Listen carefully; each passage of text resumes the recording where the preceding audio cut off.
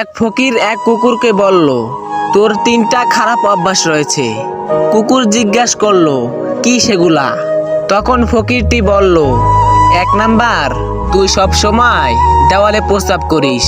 2 number, তুই কোনো ভিখারি দেখলে ঘেউ ঘেউ করিস। 3 নাম্বার, তুই রাতে ঘেউ ঘেউ করে মানুষের ঘুম নষ্ট করিস। ফকিরের এই কথা শুনে কুকুর বলল, আমি জমিনে প্রস্রাব করি না, এই জন্য হয়তো কোনো বান্দা এই জমিনে বসে আল্লাহকে সিজদা করবে।